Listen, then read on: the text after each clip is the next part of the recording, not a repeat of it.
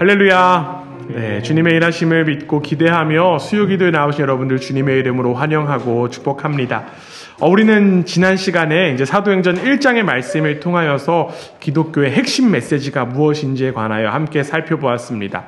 기독교는요, 예수님 그 자체입니다. 예수님께서 행하시며 가르치시고 시작하신 그 모든 것이 바로 기독교입니다.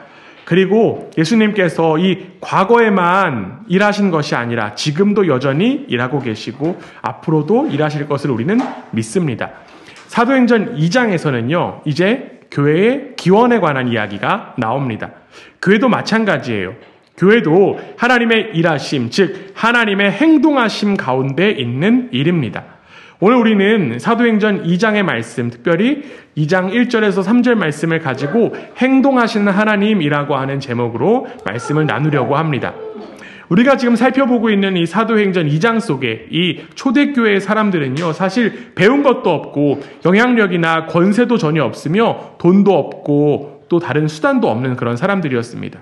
사도행전 4장 13절에서는 이들을 두고 이렇게 이야기를 합니다. 제가 한번 읽어보도록 하겠습니다. 그들이 베드로와 요한이 담대하게 말함을 보고 그들을 본래 학문 없는 범인으로 알았다가 이상히 여겨 또 전에 예수와 함께 있던 줄도 알고, 초대교회의 핵심을 이루었던 예수님의 제자들을 향해서 권세자들과 배운 사람들, 그들은요, 이들을 학문 없는 범인으로 무시했습니다. 그러나 이 학문 없는 범인들을 통하여서 세상이 뒤집어졌어요. 이 초대교회를 통해 세상이 뒤집어진 이유가 무엇이었을까요? 이들이 노력해서일까요? 아닙니다. 하나님께서 이들 속에서, 이들을 통해서 일하셨기 때문입니다. 이것이 바로 교회의 의미와 역할, 그리고 교회의 목적에 대한 본질입니다. 그러므로 지금 우리는 이 교회의 시작의 역사가 단순히 그들만의 역사가 아니라 지금도 변함없이 계속되는 역사라고 하는 사실을 믿을 수 있습니다. 행동하시는 하나님은 지금도 변함없이 교회를 통해서 일하고 계시기 때문입니다. 마틴 로이드 존스 목사님은요, 교회란 무엇인가를 이야기하기에 앞서 무엇이 교회가 아닌가에 대한 개념을 두 가지로 이야기했습니다. 왜냐하면요, 이 교회에 대하여 잘못된 개념이 너무 만연하기 때문에 교회가 아닌 것에 대해서 이야기하는 것이 조금 더 이해가 쉽기 때문에 그런 이야기들을 했습니다. 교회가 아닌 것, 첫 번째로는 기독교는 죽은 종교가 아니라고 하는 사실입니다. 오래전부터 기독교의 가장 최대의 적은 항상 종교였습니다.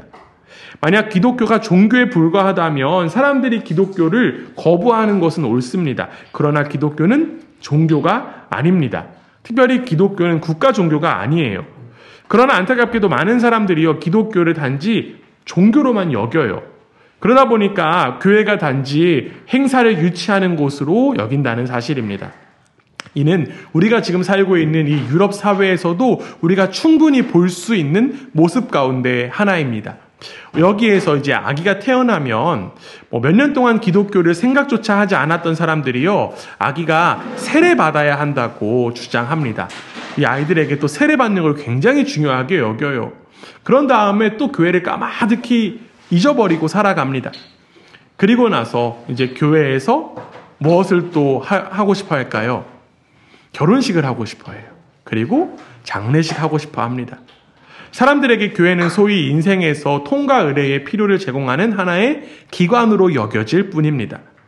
그러나 안타깝지만 이러한 것들은 기독교와 아무런 상관이 없습니다. 아무리 위대하고 뛰어난 사람이 있다고 할지라도 교회는 그 한 사람을 중심으로 돌아가는 것이 아니에요. 또한 교회는 사람들이 모여서 어떤 일을 하거나 사람들이 모여서 무언가를 즐기는 그런 클럽이나 동호회가 아닙니다. 때로는 사람들이 교회를 간다라고 하는 표현을 사용하면서 교회에 대해서 건물로 인식하는 그러한 경향들도 있어요. 교회는 건물로 구성되는 것도 아닙니다. 교회의 중심은 바로 주님이시고 주님을 중심으로 하는 사람들이 모인 곳이 바로 교회예요. 주님이 중심에 계신 살아있는 영혼들이 모인 곳이 바로 교회라고 하는 사실입니다. 앞서 이야기한 것처럼 우리에게는 어느덧 교회가 아닌 것에 많은 영향을 받고 신앙생활하고 있습니다. 즉 기독교가 종교라고 생각하고 또한 그 종교가 신앙이라고 착각하는 거예요. 그러나 우리는 반드시 기억해야 합니다. 예수님을 십자가에 못 박기까지 한 유대인들은 어떤 사람들이었습니까? 그들은 전통적인 종교주의자들이었어요. 그리고 이런 사람들은 기독교 역사에서도 우리가 볼 수 있듯이 참된 교회와 진정한 기독교 신앙과 메시지의 가장 큰 적이었습니다. 우리가 지금 함께 또 이야기하고 있는 이 마틴 로이드 존슨은요, 예배에 대한 예를 들어서 한 가지 더 이야기를 합니다. 우리는 무엇 때문에 예배에 참석하는가라는 것을 한번 생각해 보자는 거예요. 무엇 때문에 여러분들은 예배에 참석하십니까? 혹자는 다들 주일이면 어김없이 저는 교회 가는데요 라고 이야기하곤 합니다. 그런데 이 교회 출석은 단지 우리가 하는 그 무엇일 뿐이에요. 어쩌면 단지 그냥 전통을 따르고 있을 뿐입니다. 주일에 교회를 참석해서 예배를 드리면서 어떤 사람들은요, 예배가 너무 길지 않기를 바라면서 의무감에 교회를 가는 모습들, 여기에 해당할 수 있다라고 하는 거예요. 예배에 전혀 생기가 없고 또 찬양도 형편없고 설교는 지루합니다. 여기에 아무런 능력이나 활력도 없습니다. 그리고 이것들이 단지 기독교라고 여기기 때문에 자연스럽게 기독교에 대해서 등을 돌리곤 합니다. 또한 반대의 움직임도 있습니다. 예배가 너무 지루하다 보니까 예배에 오락적인 요소를 가미하는 것이 어떠냐라고 주장하는 사람들이 있어요. 딱딱한 형식을 취하면 이 예배의 시간이 아주 잘 지나갈 것이라고 생각합니다. 과연 이러한 생각과 모습들 속에 기독교는 무엇일까요? 이들 생각 속에 예배는 무엇일까요? 이러한 모습은 종교 행위일 뿐입니다. 사랑하는 여러분, 참된 기독교는요, 언제나 하나님의 행동입니다. 사도행전 2장 2절 우리가 오늘 함께 읽은 말씀 이렇게 되어 있습니다. 우리 다시 한 번 더 함께 읽을 텐데요. 함께 읽습니다. 시작. 호련히 하늘로부터 급하고 강한 바람 소리가 있어 그들이 앉은 온 집에 가득하며 하나님이 행동하신다라고 하는 거예요. 그러므로 밝고 오락적인 예배, 흥겹고 다양한 프로그램은 기독교가 아닙니다. 이런 예배는 보다 생기가 있을 수도 있고 관심을 가질 수도 있지만 그 생명은 성령의 생명이 아니에요. 기독교는 우리를 제어하는 것, 우리를 다스리는 것, 우리에게 일어나는 것입니다. 둘째로, 교회가 아닌 것. 기독교에서 예배드리는 하나님은 알지 못하는 하나님이 아니라는 사실입니다. 종교는요, 종교의 그 하나님은 언제나 알려지지 않은 하나님이에요. 이 사도행전의 저자 누가는요, 이 사도 바울이 아덴을 방문하는 장면에 대한 이야기를 합니다. 아덴이라고 하면 지금의 아테네예요. 이 아테네를 방문하는 그 장면을 기술하고 있는 게 사도행전 17장에 나오거든요. 이 17장에서 이 누가가 한 가지 예를 제시합니다. 바울이 그 아덴에서 제우스와 헤르메스와 그 밖에 온갖 신전들이 가득한 그러한 모습을 보았습니다. 그런데 우연히 아주 흥미로운 제단을 맞닥뜨렸어요. 그런데 거기에는 이러한 글이 새겨져 있어요. 알지 못하는 신에게. 사랑과 전쟁과 평화와 그 밖의 신들을 언급하고 나서도 이 철학적인 민족은 자신들을 만족시킬 수 없는 또 다른 힘이 있다고 느꼈습니다.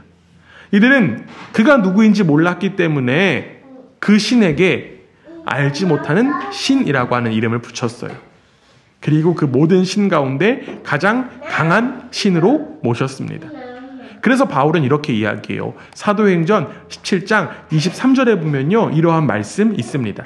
내가 두루 다니며 너희가 위하는 것들을 보다가 알지 못하는 신에게라고 새긴 단도 보았으니 그런즉 너희가 알지 못하고 위하는 그것을 내가 너희에게 알게 하리라. 이처럼 종교의 신은 언제나 알려져 있지 않습니다. 하나님을 전혀 생각해 본 적이 없는 사람들 많아요. 때로는요, 우리 중에도 하나님과 그분이 누구신지를 전혀 생각하지 않은 채 그저 기계적으로 기도하는 사람들도 있습니다. 그러나 이러한 신앙은 모양은 있을지라도, 모양은 경건해 보일지라도 미신적인 행위일 뿐이에요. 또 반대의 경우도 있어요. 철학자와 같은 사람들, 그런 사람들은요, 신이라는 표현을 자주 사용해요. 그들은 신은 존재의 근거다라고 말하기도 합니다. 그리고 그 신을 궁극적인 그런 절대나 궁극으로 표현하기도 해요. 그들에게 하나님은 우주 뒤에 어딘가에 있는 분명하지 않은 힘입니다. 그분이 힘이라고 하는 거예요. 그 신이 힘이라고 하는 것입니다. 또 어떤 사람들은요, 신이 사랑이라고 이야기합니다. 기독교 안에서도 있을 수 있어요. 이 이야기, 하나님은 사랑이다. 사실 틀린 이야기 아닙니다.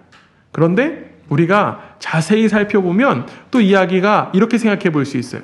하나님은 사랑이시지만 사랑은 하나님이 아니에요. 그렇기 때문에 사랑이 하나님이다라고 주장하는 사람들은요, 사랑을 발견하는 곳이면 어디에나 하나님을 발견할 수 있다라고 주장해요. 이러한 주장을 하다 보면 하나님을 찾기 위해서 교회를 갈 것이 아니라 오히려 술집과 같은 곳에 가서 어느 한 사람이 다른 사람에게 친절을 베푸는 것을 보고 그것이 바로 하나님이라고 주장하기도 해요. 이러한 주장이 누군가에게는 현실적으로 보이기도 하고 지적으로 보이기도 합니다. 뭔가 신을 구체적으로 설명하는 것 같으니까요. 그러나 문제는 이러한 신에게 기도할 수 없습니다. 우리는 어떠한 선, 사랑, 힘에게 기도할 수 없습니다. 그렇다면 우리가 지금 사도행전 2장을 읽고 있는데요. 이 사도행전 2장을 함께 읽고 있는 우리가 가장 먼저 깨달아야 할 것, 즉 기독교인들이 가장 먼저 깨달아야 될 것은 무엇일까요? 성경을 읽는 사람들, 그리고 예배드리는 사람들이 가장 먼저 알아야 될 것은 무엇일까요? 성경의 가장 처음 창세기 1장 1절에서 성경은 이렇게 이야기합니다. 우리 다 아는 말씀이시잖아요. 네. 창세기 1장 1절 말씀, 태초에 하나님이 전지를 창조하시니라. 성경 전체는 하나님으로 시작되어서 하나님의 다스림을 받습니다. 즉, 우리는 하나님을 알고 하나님을 믿습니다. 우리의 복음이 많은 부분에서 잘못된 이유 가운데 하나는요, 하나님으로부터 시작하지 않기 때문에 그래요. 하나님보다는 인간에게서 시작하거나 또는 예수 그리스도만 강조합니다. 그런데 우리는 그렇게 해서는 절대 안 됩니다. 우리는 반드시 성경에서 이야기하는 것처럼 창조주 하나님, 아버지 하나님, 그 영광이 하늘에 충만하며 만물 위에 계시는 하나님에게서부터 시작해야 합니다. 우리 하나님 아버지에게서 시작하지 않는다라고 하면 우리는 예수 그리스도에 대해서 이해할 수가 없어요. 그리고 실제로 예수님과 그 예수님에 관한 메시지가 의미가 없게 됩니다. 기독교는요, 하나님으로부터 시작해야 합니다. 하나님은 인격적이세요. 그리고 하나님은요, 출애굽기에서도 말씀하셨듯이 나는 스스로 있는 자다라고 나타내 주십니다. 하나님은 살아계신 분이시기 때문에 스스로 계시하시고 나타내 주세요. 하나님은요, 생각하시는 하나님이시고요, 말씀하시는 하나님이시고요, 선포하시는 하나님이십니다. 바꿔 말하면 그분은 우리가 기도할 수 있는 하나님이시고요, 그분은 도움을 주시는 하나님이시고요, 그분은 우리를 위해서 일하시는 하나님이십니다. 이것이야말로 성경 어디에나 나타나는 전체적인 성경의 메시지, 기독교의 메시지라고 하는 거예요. 사도 바울은요, 아덴에서, 아까 이야기한 그 아테네에서 이 이야기를 전했던 거예요. 아덴의 우상이 가득한 것을 보고 바울은 도저히 참을 수가 없었습니다. 그래서 사도 바울이 이렇게 이야기를 해요. 사도행전 17장 16절에 이렇게 합니다. 바울이 아덴에서 그들을 기다리다가 그 성에 우상이 가득한 것을 보고 마음에 격분하여, 바울은 사람들이 스스로 만든 우상, 자신들의 그 지성의 투영물에 붙어있는 그러한 모습들, 그리고 섬기는 그러한 모습들을 보고 뭐 했다고요? 지금 격분했다고 합니다. 이처럼 기독교는요, 죽은 종교 아니에요. 기독교는 살아있는 하나님을 섬기고 믿습니다. 하나님은 살아계신 하나님이실 뿐만 아니라 하나님은요, 오늘 제목처럼 행동하시는 하나님이시라는 거예요. 하나님께서 살아계시니까 행동하시는 분이십니다. 우리가 오늘 함께 읽은 사도행전 2장 1절에 보면 이렇게 되어 있습니다. 우리 오늘 본문 함께 한번 다시 읽어보겠습니다. 사도행전 2장 1절입니다. 시작. 오순절 날이 이미 이름에 그들이 다 같이 한 곳에 모였더니 사람들은 함께 모였으며 함께 기도하고 있었습니다. 그리고 기다리고 있었던 그들에게 하나님께서 임하셨어요. 이어지는 2절에 보면 이렇게 되어 있잖아요. 호련히 하늘로부터 급하고 강한 바람 같은 소리가 있어 그들이 앉은 온 집에 가득하며. 이것이 바로 하나님에 관한 진리입니다. 하나님은 그들에게 임하셨어요. 다른 종교들은 죽은 신을 섬기지만 우리는 살아계시고 행동하시는 하나님을 믿습니다. 아무리 세상이요 열반을 말하고 무아지경을 말한다고 할지라도 결국 그들의 신은 죽었습니다. 그러나 기독교는 그 반대예요. 살아계시고 행동하시는 그 하나님을 경험한 사람들은요 이제 외칠 수 있습니다. 오늘 우리가 함께 읽은 말씀 밑에 보면요 사도행전 2장 11절에 이렇게 되어 있어요. 그레데인과 아라비아인들이라 우리가 다 우리의 각 언어로 하나님의 큰 일을 말함을 듣는도다 하고. 이것이 성경과 교회의 전체적인 메시지입니다. 성령 충만 받은 이들이 다른 거에 이야기한 거 아니에요. 로마 제국에 관해서 이야기한 거 아닙니다. 로마 황제나 원로원에 대해서 이야기한 거 아니에요. 그들은 하나님의 큰 일을 이루어지는 것을 선포했습니다. 그렇게 우리는 하나님의 그 큰 일을 알아야 해요. 그렇다면 여러분, 하나님의 큰 일은 무엇입니까? 기독교의 메시지는요, 이 세상은 하나님의 세상이며 하나님이 이 세상을 지으셨다라고 선포합니다. 이 세상은 바로 하나님께서 창조하셨다라고 하는 사실을 선포하는 것이 바로 기독교예요. 그리고 하나님께서 세상을 창조하신 것만이 아닙니다. 하나님은 세상을 창조하셨을 뿐만 아니라 세상을 소유하고 세상을 다스리고 계십니다. 이러한 하나님께서 세상에 관심이 있으실까요? 없으실까요? 있으시죠. 세상에 관심 가지십니다. 그분은 멀리 계신 분이 아니에요. 그분은 모호하신 분도 아닙니다. 하나님은 자신이 만드신 이 세상을 내려다보시며 세상에 친히 관여하시는 분이세요. 이처럼 초대교회의 직접적인 메시지이기도 했던 이 성경의 위대한 메시지, 하나님께서 이 땅에서 행하신 큰 일, 그 일을 우리도 세상 가운데 전해야 한다라고 하는 사실입니다. 성경은요, 하나님의 책이고 하나님의 활동의 역사가 담겨 있습니다. 인간의 그 타락 이후의 사건들을 보면요, 인간은 하나님께 등을 돌리고 죄에 깊이 빠졌습니다.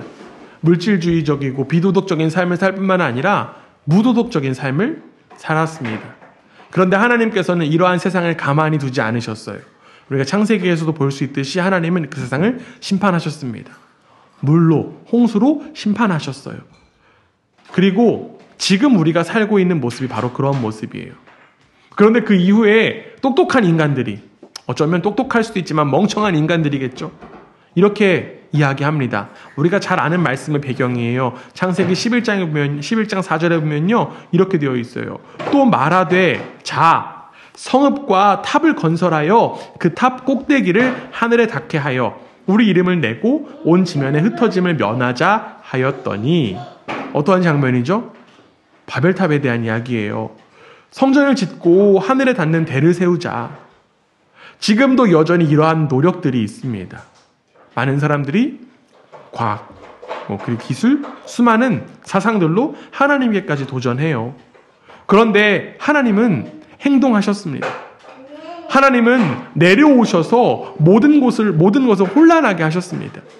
바로 그 하나님이 소돔과 고모라에서, 그리고 유사한 많은 사회에서, 그리고 바벨론에서 그렇게 행동하셨습니다. 그리고 그 큰 곳들이 모두 다 무너졌어요. 모두 돌무더기가 되었습니다. 그러나 감사하게도 이것은 한 면일 뿐입니다.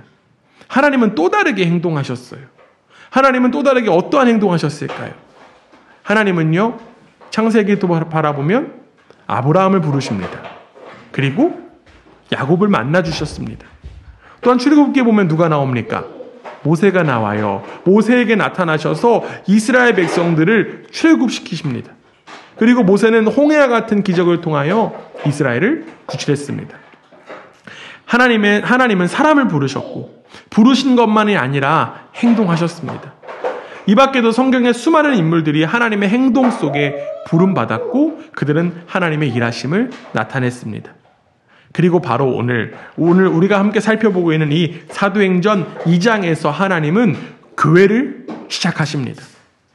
우리가 읽은 이 사도행전 2장 2절의 말씀이 없다면 사람들은 그냥 단지 모여 앉아만 있을 거예요. 기다리고 있을 것입니다. 그러나 하나님은 이들 속에 그리고 이들을 통해서 계속해서 행동하고 계셨습니다. 하나님께서 계속해서 행동하고 계시지 않는다라고 하면 우리는 지금 이 사건을 살펴볼 필요도 없습니다. 어리석은 인간은 교회를 무너뜨리려고 수많은 노력을 감행했습니다. 교회가 우리의 작품이라고 하면, 인간의 노력의 산물이라고 하면 교회는 진작에 사라졌을 거예요. 그런데 교회는 그렇지 않았습니다. 왜 그럴까요? 교회는 인간의 수고와 노력으로 된 것이 아닙니다. 교회는 하나님께서 임하셨기 때문에, 하나님께서 부흥 가운데 함께 하셨기 때문입니다. 그리고 하나님은 다시 성령을 보내십니다. 우리가 잘 알고 있는 종교개혁의 역사 속에서도 하나님은요, 마틴 루터라고 하는 그 한 사람을 통해서 말씀을 주셨고 능력을 주셨습니다. 교회의 역사가 우리가 잘 알듯이 한 1500년 정도 유지되어 왔어요. 그런데 그 큰 역사를 뒤집을 만한 일이 마틴 루터를 통해서 일어났습니다.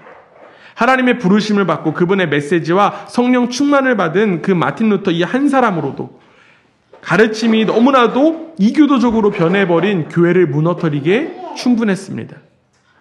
이러한 살아계시고 행동하시는 하나님께서 초대교회에 급하고 강한 바람을 보내셨어요.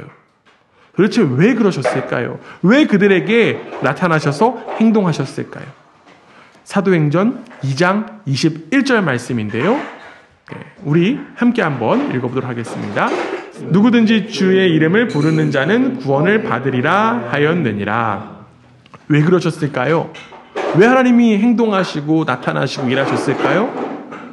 구원을 위해서라는 거예요. 아무리 위대하고 뛰어나도 모든 사람은 구원받아야 합니다. 우리는 모두 죄인이기 때문입니다. 하나님의 진노가 우리 모두 위에 임했어요. 우리 인간에게는 아무런 희망이 없습니다. 유일한 희망은 하나님이 계시다는 것과 그분이 이 땅에 내려오셔서 구원을 베푸시는 하나님이라고 하는 사실일 뿐입니다. 자신의 독생자를 세상에 보내셔서 그 아들이 십자가에서 죽어 그 몸이 찢기며 피를 흘리게 하셨다는 그 사실. 바로 저와 여러분을 구원하시기 위해서 하나님께서 행동하신 거라는 사실이에요. 이것이 바로 기독교입니다. 기독교는 우리가 구원받아야 하며 하나님께서 우리가 구원받을 수 있는 방법을 주셨다라고 하는 메시지입니다. 기독교는 모두 하나님의 행동이에요. 기독교는 초자연적인 행위나 기적적인 행동이 아닙니다. 행동하시는 하나님께서 희망 없는 우리를 친히 구원하셨다라고 하는 것이 기독교입니다.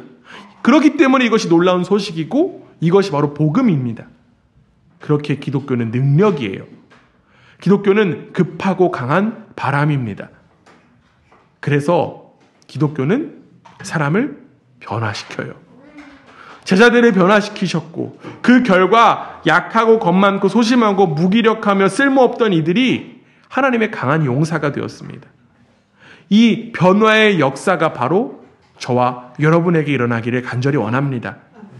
성경의 하나님은 당신의 기적적이고 영원한 능력의 영광과 기사를 통해 자신을 계시하시는 하나님이십니다. 이러한 메시지, 즉 복음에 대해 하나님께 감사하는 것이 바로 우리가 가져야 될 모습이에요. 그리고 그 고백 위에 교회가 세워졌습니다. 이것이 바로 또 교회가 전파해야 될 것이고 이로 인하여서 오순절에 3,000명이 교인이 늘어나는 역사가 성경에 담겨 있습니다. 이 모든 것이 사실이기 때문에 기독교는 모든 사람을 위한 메시지예요. 다시 한 번 더 사도행전 2장 21절 있습니다. 시작. 누구든지 주의 이름을 부르짖는 자는 구원을 받으리라 하였느니라. 자신의 필요를 깨닫고 그분께 부르짖는 자 누구든지 바로 희망이 있습니다. 왜 그렇습니까? 하나님께서 우리의 구원을 위해서 일하고 계시기 때문입니다. 하나님이 계시기 때문에 희망이 있는 거예요. 우리를 위해서 일하시는 하나님의 능력과 손길을 바라보고 기대하며 기다리는 우리 모두가 되기 원합니다. 이 오순절 초대교회에 임하셨던 그 행동하는 하나님께서 동일하게 우리를 위해서 강력하게 일하고 계심을 경험할 수 있게 되기를 간절히 원합니다. 그리고 그 일, 이미 예수 그리스도를 통하여서 허락된다는 사실을 기억하고 하나님께서 우리를 긍휼히 여기시며 우리를 구원하시고 자유케 하시기 위해서 그분의 아들을 우리 가운데, 우리의 삶 가운데 이미 허락하셨다는 사실을 우리가 오는 믿음으로 받아들이기 원합니다. 그 사실을 믿음으로써 하나님의 행동 속에 살아가는 우리 모두가 됩시다. 우리가 행동하는 것이 먼저가 아니라 하나님께서 먼저 행동하셨어요. 그 행동하시는 하나님께서 이제 저와 여러분 그리고 우리 교회를 변화시켜 가실 것을 믿습니다. 오늘도 행동하시어 우리를 기도의 자리로 부르신 하나님께 기도로 나아가는 우리 모두가 되기를 주님의 이름으로 간절히 원합니다. 아멘.